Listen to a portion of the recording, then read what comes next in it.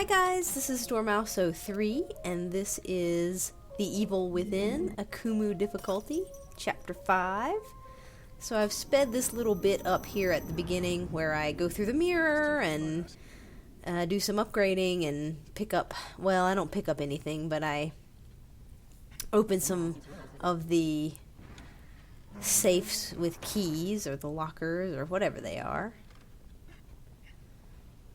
So using our keys that we got from the past chapter. And if there's, oh, I got the one that actually had 2 more keys in it. So I was able to open 4 lockers here. So that's random. One of the lockers will have 2 more keys in it. So, you know, I got a couple extra lockers there, and I did pick up the green gel. That's really the only thing that I'm going to be picking up out of those lockers for a while, just because, you know, you want to save those things until you really are running low and you need to pull from that stock, right? Which will be chapters toward the end, is where you start to hurt.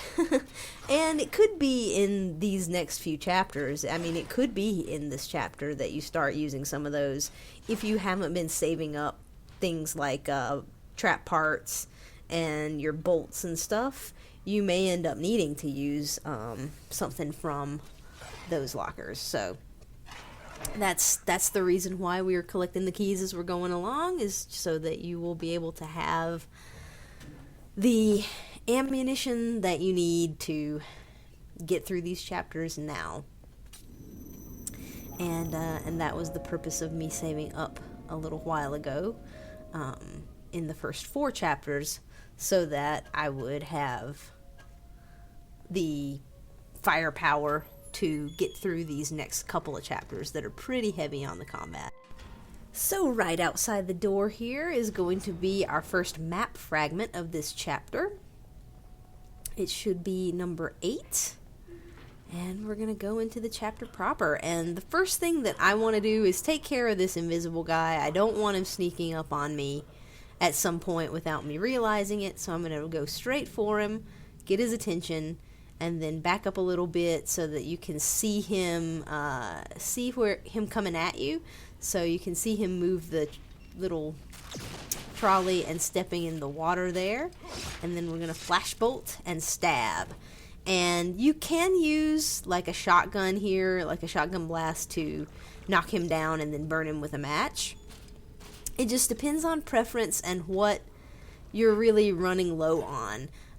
In fact, if you can use some shotgun blasts right here, that might actually even be a better use of your resources. Now looking back on it, I kind of wish that I would have done that, at least with a few of these invisible enemies here at the beginning, because I know that there's so much like bullets and shotgun shells that it would have made sense, and matches too, that it would have made sense to use those things in these couple of sections, and be able to save your trap parts for the end of chapter 5 and beginning of chapter 6, because especially the beginning of chapter 6, the strategy that I used to get through those horrific first 2 rooms, and you will know what I'm talking about if you've played it, and you will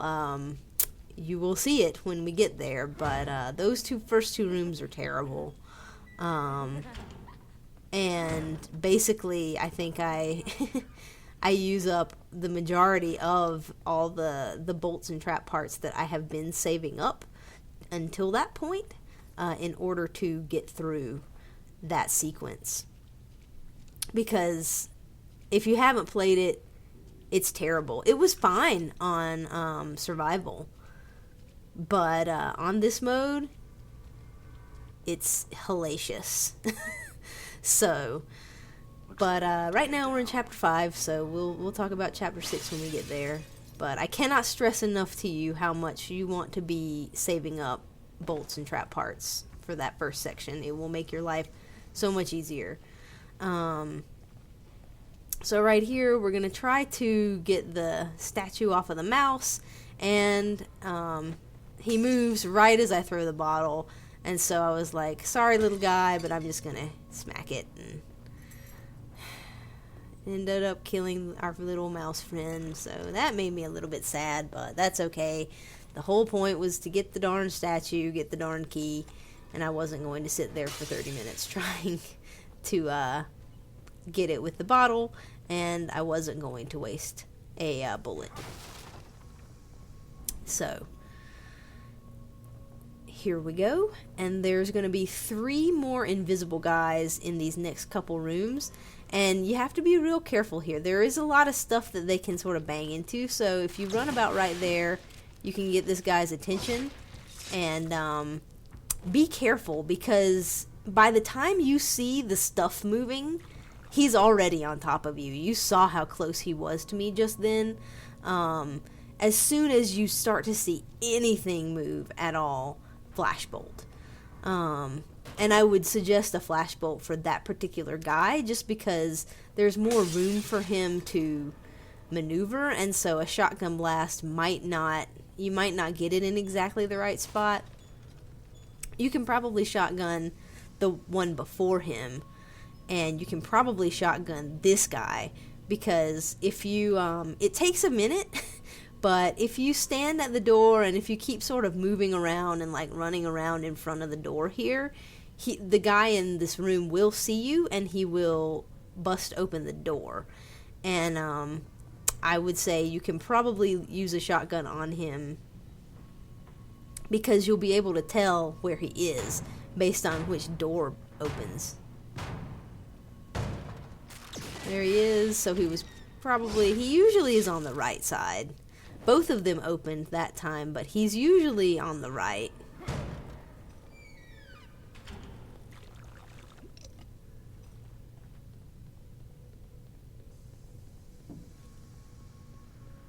So I guess my advice here is try the shotgun. You do get, pretty good checkpoints on this part. Try the shotgun just because there's ammo for it.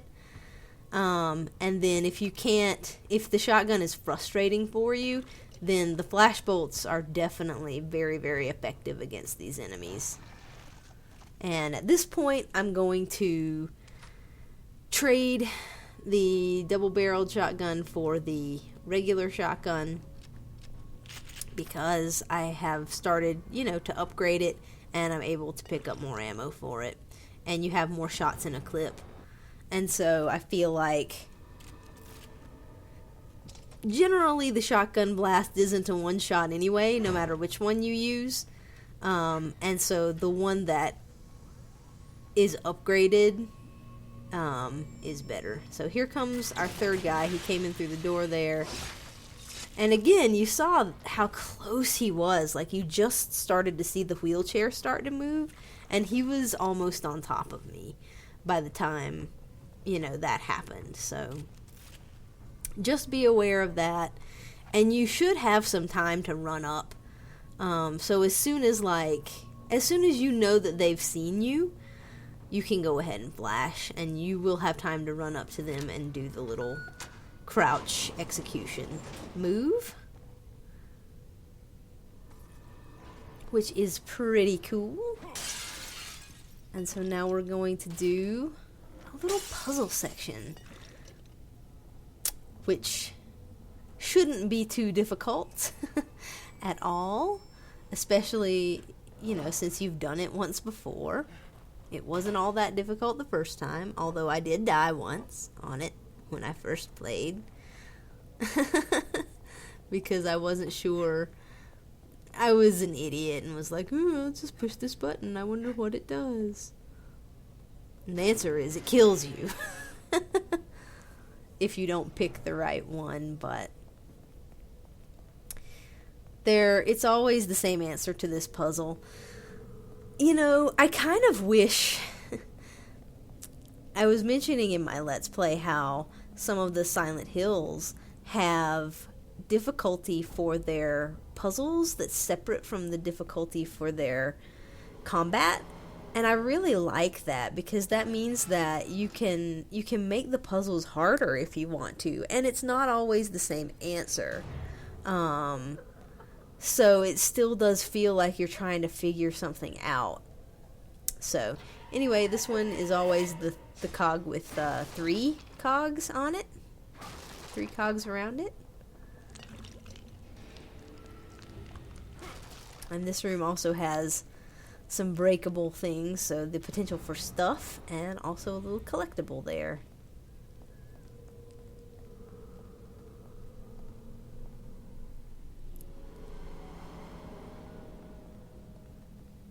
This one, I believe, is the one with the neuron.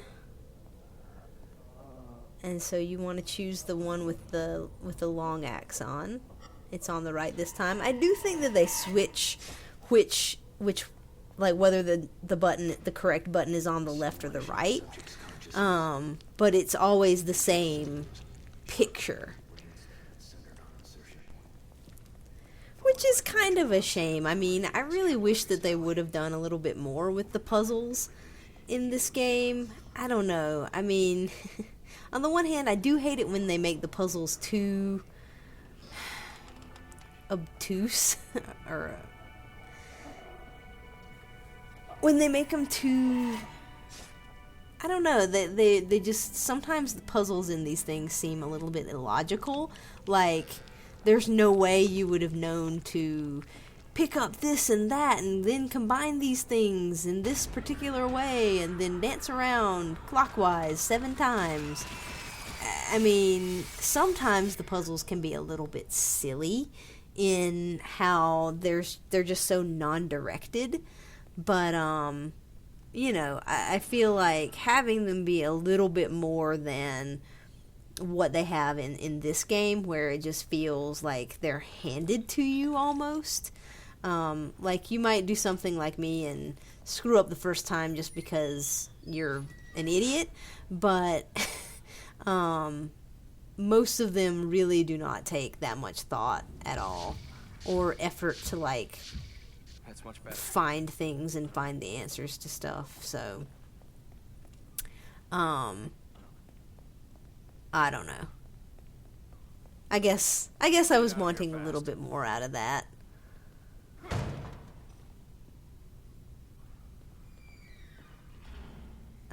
So in this room, I'm going to use that oil there to burn everyone, and I think I get pretty lucky here because I'm able to get everybody in one go.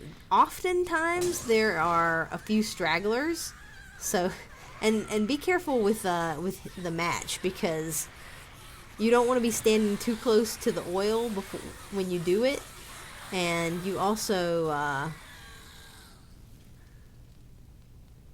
don't want to wait for the enemies to get too terribly close to you, because they can grab you while you're in that animation, I think.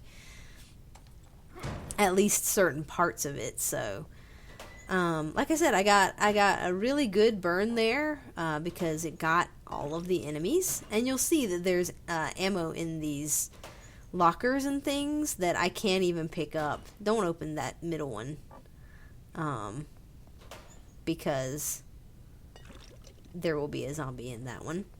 Or a haunted, excuse me. They think they can fool us by calling these enemies haunted on this game, but anything that goes "Rah" and tries to eat your face is a zombie in my book.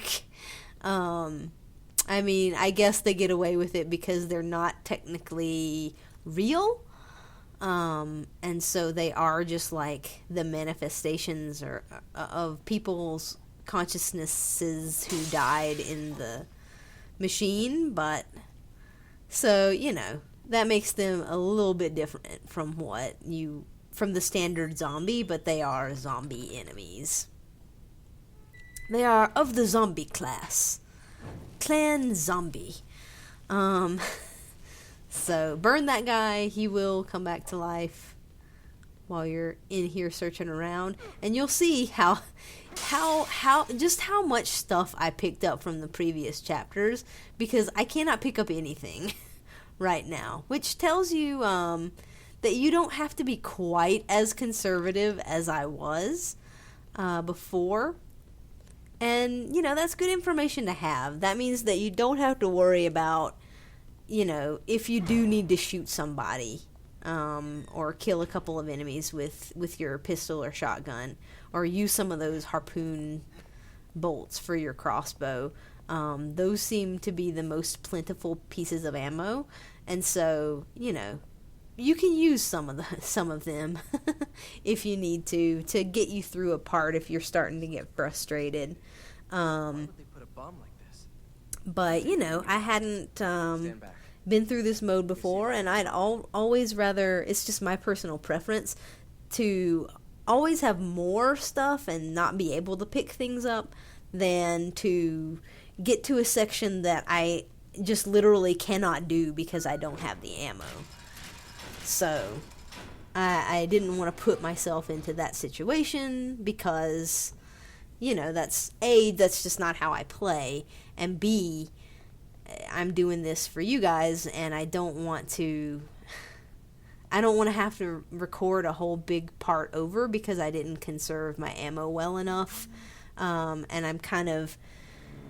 I've been making the guide a little bit as I go along, so I need to have confidence that I'm not gonna mess up, right? That I'm going to be able to do it and get the guide put out for you guys within a reasonable amount of time here. So, for all of those reasons, I'm trying to be very conservative with my ammo, at least up until this point. Let's just get out of here. The latter half of this chapter, that goes a little bit out the window, and it goes completely out the window during chapter 6, because chapter 6 is chapter 666, number of the beast. So, and I knew that it was going to be. That chapter was always rough for me on survival, and I have heard accounts of it being just hell on Akumu, and so I knew going into it that I was really going to want to stock up so that that could go a little bit less painfully. So I am going to pick up this map fragment right here, number 9, which is pretty awesome. That's about a third of your map fragments. And then I'm just going to go through here really quickly and look at a couple more upgrades and save. Feeling better now? Because this part coming up is really pretty. It's your first real challenge, I think, of this mode. So aside from getting the stealth down for chapters 2 and 3, and I mean that can be tricky, but I don't think it gets as hectic, I guess, as some of this here. Because when you start to get into these crazy fights like you have right here, and you start to have to protect Joseph and whatnot, it just becomes a different animal than you've been dealing with for the rest of the game. So that's just my opinion, but there you have it. So I did pick up the last upgrade for my handgun ammunition, so I can now hold 50 bullets. I did that because I started noticing that there were a lot of handgun bullets that I couldn't pick up. And I know that this fight right here, I mean, I'm going to use some bullets, but there's also a lot of stuff after you get through this fight. And so I wanted to, again, be able to take as much as I could into Chapter 6. So before I head through that door, I'm going to craft a couple of bolts. I want to have some explosive bolts.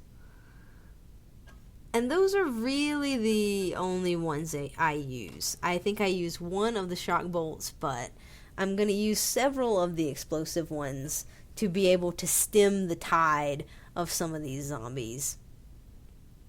Because if you can get them when they spawn, that's going to make things a lot easier for you during this part.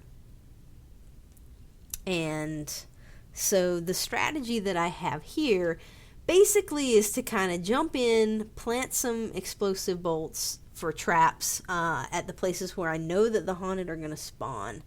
And then I'm going to just basically keep them off of Joseph and deal with them as best I can. I'm not really worried about conserving ammo at this point because I know that there's going to be a bunch of ammo in this area that I can collect as the fight's going on and then afterward.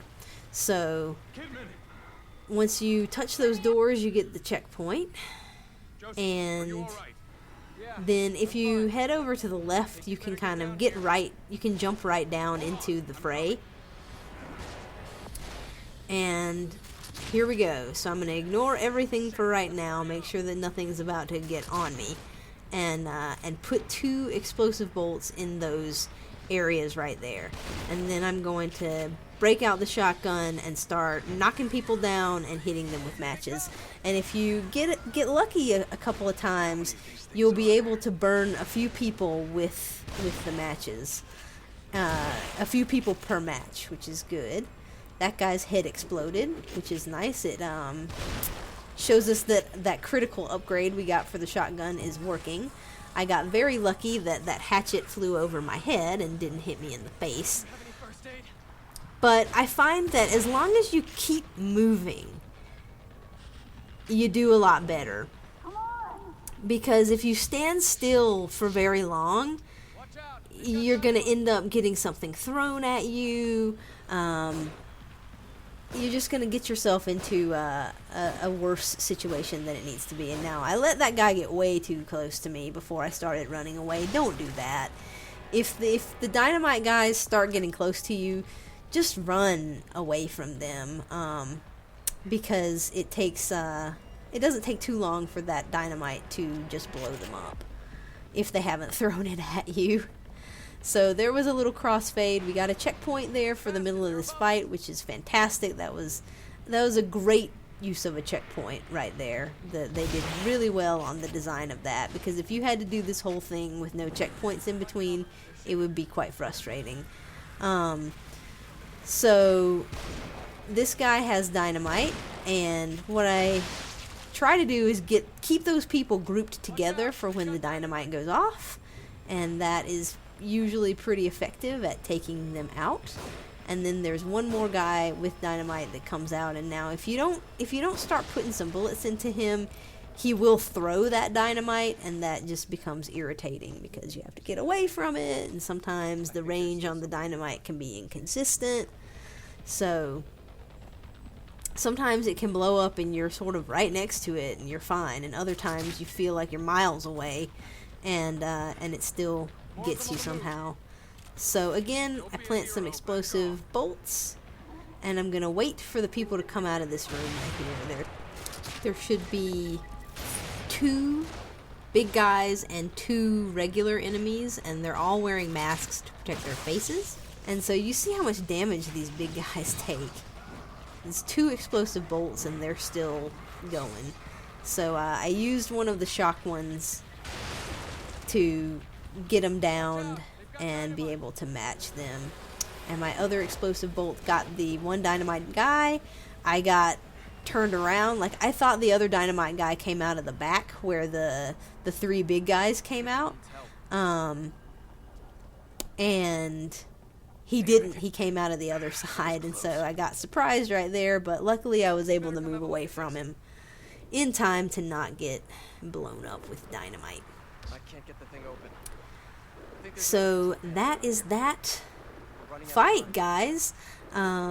It will probably take you a couple of tries, but if you use your bolts wisely, and plant some traps for these enemies, you shouldn't really have a huge problem with this section. I mean, basically I used explosive bolts to stem the spawns. I used shotgun to knock down and match them, and then pistol on some of the dynamite guys. So I blew that up a little too early, but it ended up working out because as he runs by it, he gets burned. But generally, you wait until he gets close to that thing and then you shoot it. But I jumped the gun a little bit. But that's okay. So we're going to have one more dynamite guy down at the end of this hallway, and you just want to make sure that you continue to shoot him so that he doesn't throw that dynamite, and then you are golden. We need to move. The dynamite is weird. Like, it seems like you should shoot their hands and they should drop it, and sometimes they do that, but it's a little hard to get it to work. A top one and a bottom one. And so then we're just going to turn this dial to free Kidman. You put it on 22 and 5, just like Joseph said, and she's going to get freed. So that's that fight, guys. I will see you in the next part of Chapter 5. Thanks for watching.